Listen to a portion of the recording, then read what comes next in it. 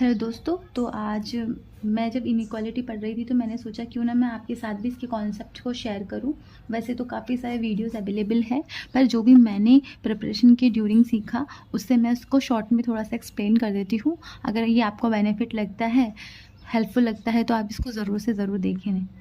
तो स्टार्ट करते हैं। तो इनइक्वालिटी की अगर हम बात करें तो उसमें हमारे पास हमेशा 5 साइंस होते हैं। Bigger, big and equal, equal, small and smaller and equal. ठीक है, तो ये 5 साइन होते हैं और जिस तरह से ये बने हुए हैं ना उसी तरह से इनका है ना क्रम होता है। यानी कि अगर किसी भी कंक्लूजन में हमें ये वाला साइन दिखता है, बिग वाला, ठीक है, तो बिग वाला साइन दिखता है तो हमारा आंसर हमेशा वही होगा, ये वाले साइंस नहीं होंगे। जैसे कि पी है, क्यू है, एस है, टी है, इस तरह से है। और अगर आपको क्वेश्चन में पूछा है कि पी से लेके एस तक जाओ और आपके पास ये भी साइन है और ये भी साइन अवेलेबल है, तो आंसर हमेशा ये वाला होगा। अगर आपके पास ये दे रखा है ना आंसर के अंदर, तो ये रॉन्ग हो जाएगा, क्योंकि हमेशा ये राइट होगा। ठीक है, जब भी ये सिंबल होगा। उसी तरह से अगर मान लो ये सिंबल नहीं होता, यहाँ पे मान लेती हूँ मैं इक्वल होता, तो उस केस में ये जो है ये वाला हमारा आंसर होगा। ठीक है, ये वाला आंसर हमारा नहीं होगा, बिग एंड इक्वल। यानी जहाँ पे पहले बिग आएगा वो आंसर होगा। अगर बिग एब्सेंट है तो बिग एंड इक्वल, ये भी हमारा एब्सेंट है तब हमारा इक्वल वाला आंसर होगा। ये होती है सीरीज एक। तो एक दूसरी सीरीज में इक्वल हमेशा कॉमन रहता है। उसमें ये होता है कि पहले आंसर ये आता है हमेशा, ये वाला, फिर ये वाला और फिर ये वाला। ठीक है, एक इम्पॉर्टेंट चीज़ हमारे पास बस ये है कि अगर इन केस कोई भी सीरीज़ के अंदर ये भी साइन अवेलेबल है और ये भी साइन अवेलेबल है, यानी इस सीरीज़ का भी कोई साइन अवेलेबल है, इस सीरीज़ का भी कोई साइन अवेलेबल है, इन दोनों में से, इन दोनों में से, यानी कि ऑपोजिट कुछ हो जाए, ऐसे ऐसे हो जाए या फिर इस तरह से हो जाए, उस केस में है ना, यानी जहाँ पे भी हमारी ये नो मिल जाए, उस केस में हमारा आंसर ना हमेशा नाइदर नॉर पे जाता है। नाइदर नॉर, और समटाइम्स ये आइदर और पर भी जा सकता है। उसकी जो पॉसिबिलिटी है या केस है वो मैं आपको समझा के अभी बताती हूँ। ठीक है, ये आंसर हमेशा हमारा गलत ही होगा। For example P Q S T. ठीक है, अगर हमें बोले कि P is greater than T, चलो ये मान लेते हैं। अब आप अगर देखो तो P तो ग्रेटर दिख तो रहा है हमको, लेकिन अगर यहाँ जाएंगे, यहाँ से अगर हम P से चलेंगे तो बीच में हमारे ये साइन पड़ रहा है और ये साइन ना ऑपोजिट डायरेक्शन में आ रहा है, इसलिए हमारा ये आंसर ना हमेशा नाइदर नॉर पे जाएगा। ठीक है, और उसके अलावा ना एक चीज़ और है आइदर और के लिए जो मैं बता रही हूँ। आइदर और के लिए क्या होता है, जो 2 कंक्लूजन या 2 या 3 कंक्लूजन होते हैं ना, वो हमेशा गलत होने चाहिए, मतलब उनका आंसर हमेशा रॉन्ग होना चाहिए। रॉन्ग आंसर के साथ में उसके एक चीज़ होनी चाहिए कि उसकी जो टर्म्स है ना वो हमेशा इक्वल होनी चाहिए। फॉर एग्जाम्पल जैसे कि P Q is equals to T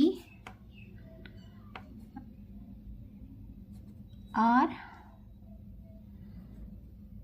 O N. ठीक है, अगर ये हमारे पास दे रखा है और हमारे को ये बोला जाए कि P जो है इक्वल्स टू है, नहीं sorry, P is greater than T, sorry O is greater than T and O is greater than Q। ठीक है, ये हमारे पास दे रखा है। अब जहाँ पे मुंह खुला होता है ना, हमें वहाँ से चेक करना होता है। जैसे O है, O से हम चेक करेंगे हमेशा, तो O से जाओ T तक, डबल साइन आ गए तो आंसर क्या हो गया, रॉन्ग, आंसर रॉन्ग हो गया।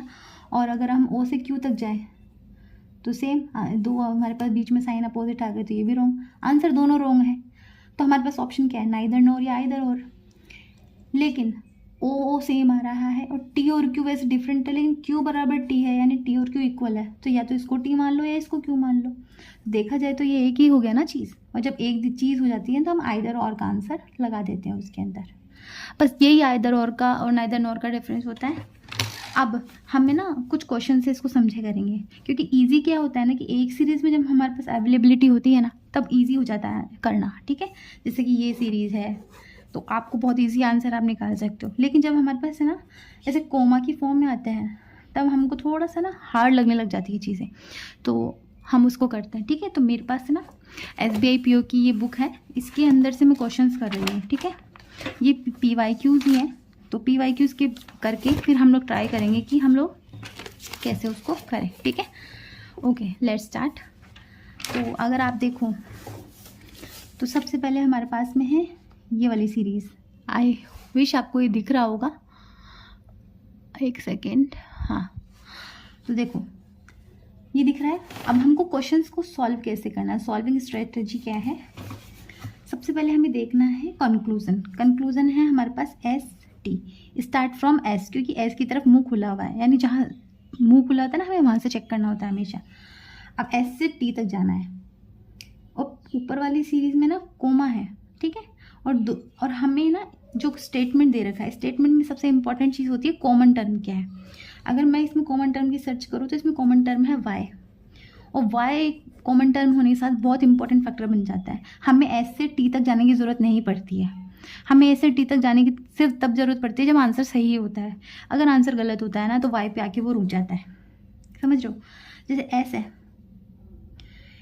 S और y है, हमारे पास देख क्या रखा है y और s ऐसे दे रखा है, जबकि s तो बड़ा होना चाहिए ना। s के जस्ट पास वाला साइन ही अगर हमें अपोजिट मिल गया यानी कॉमन टर्म तक, तो कॉमन टर्म तक आने के बाद में हमें वापस वहाँ चेक करने की जरूरत है ही नहीं, आंसर ऑटोमेटिकली रॉन्ग हो गया ये पहले वाला। दूसरा ये हमें दे रखा है, ठीक है, t और s। अब हम t से चेक करेंगे, तो देखो t है और हमें कॉमन टर्म तक ही जाना है। t से y जाओ, तो t से y जाएंगे तो t की तरफ तो बड़ा है, लेकिन यहाँ से t छोटा है, तो ये भी ऑटोमेटिक ही रॉन्ग हो जाता है। अब वही दो पॉसिबिलिटी, नाइदर नॉर और आइदर और। ठीक है, तो हमें देखना है कि इसमें कुछ है क्या अलग। t और s तो दोनों सेम आ रहे हैं, ये इस तरह से दे रखा है, तो s बिग t दोनों आ तो सेम रहे, और साइन भी अलग है, तीनों साइन इसमें अवेलेबल भी आ गए, तो ये हमारे पास में आइदर और की पॉसिबिलिटी आ चुकी है।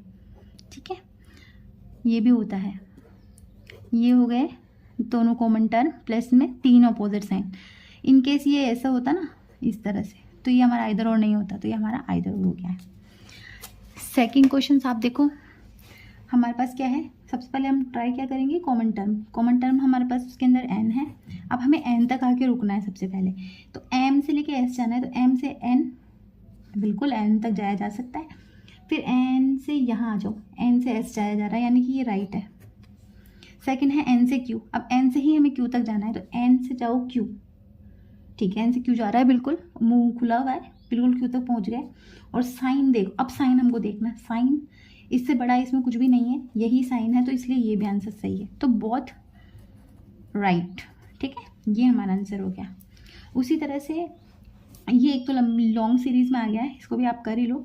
u से p जाना है, तो u से p जा रहा है, बिल्कुल ठीक है। देखो u से s तक जा रहा है, s p तक जा रहा है, यानी कि मतलब ऐसा होता है कि जैसे u है, ये s तक कैसे जा रहा है कि ये एरो है, ये गया, ये p है, ये गया, यानी एरो बता रहा है कि हाँ हम जा रहे हैं, हम जा रहे हैं। ठीक है, इस तरह से ये जा रही है सीरीज, तो p पहला राइट हो गया। v से q जाओ, अब v से q नहीं जा रहा है, क्योंकि v के बाद में तो ये v है और ये u है, v से यहाँ जाना है, ये तो एरो को क्रॉस कर दिया, एरो तो इधर आना चाहिए था ना, तो इस तरह से ये आंसर रॉन्ग हो गया। तो इसका आंसर क्या होगा, ओनली 1, कंक्लूजन इज राइट।